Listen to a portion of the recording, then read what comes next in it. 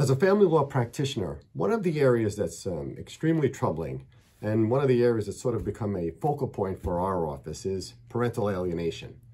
I've spoken about this in groups, I've written on it, I've lectured on the topic, and I can't overemphasize how serious and long-lasting some of these psychological and legal effects can be. And just by way of definition, what we're talking about here really is the intentional interference by a parent with the other parent's relationship with the child. Okay. And that could be subtle, it could be drastic, it can actually damage and destroy the relationship forever.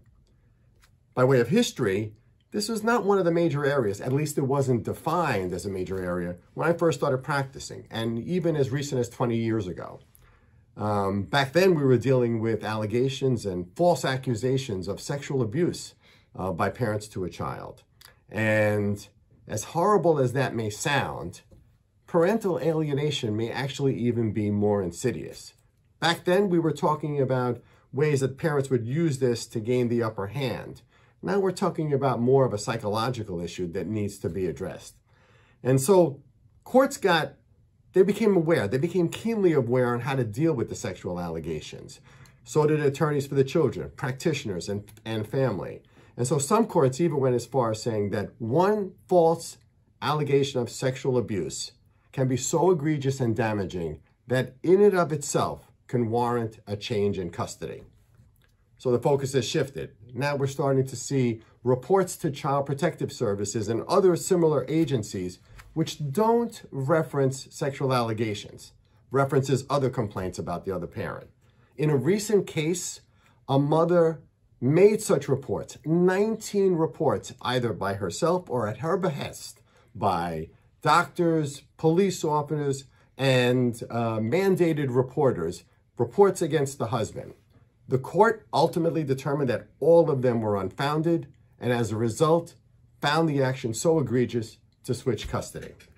Now, I mentioned insidious before for a reason, because parental alienation can be as subtle as refusing to take a child to visitation, thwarting vacation plans, stopping Christmas from taking place, disparaging the other side, even condoning and complicit significant others, a new marriage, relatives from the other side who disparage the parent, removing the child from a school, removing the child from a jurisdiction, calling the parent a Nazi, or just a check cashing person, or a sperm donor.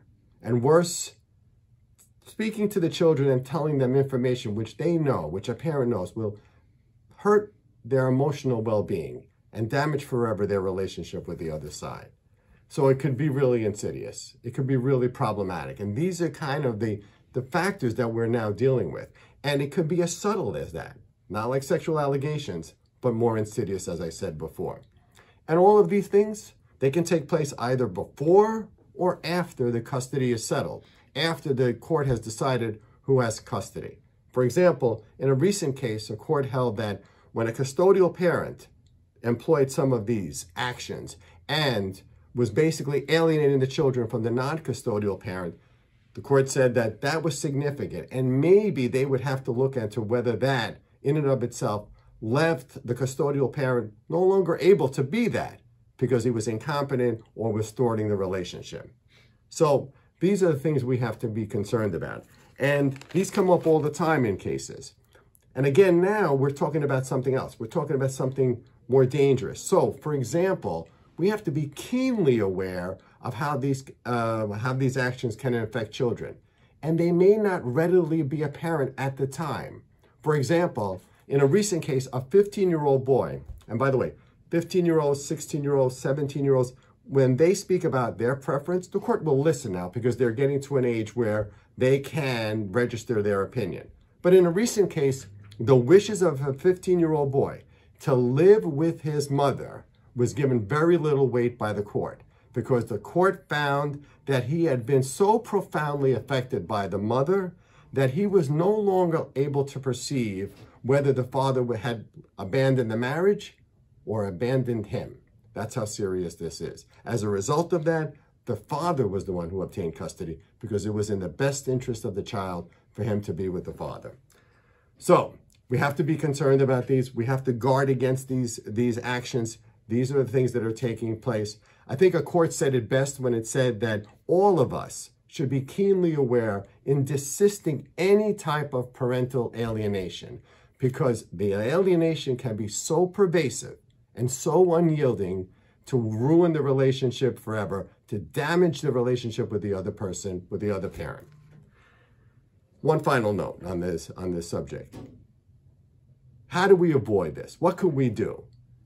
We have to encourage a relationship with the other parent. We have to foster a meaningful relationship with the other parent and the child. Encourage visitation, never disparage.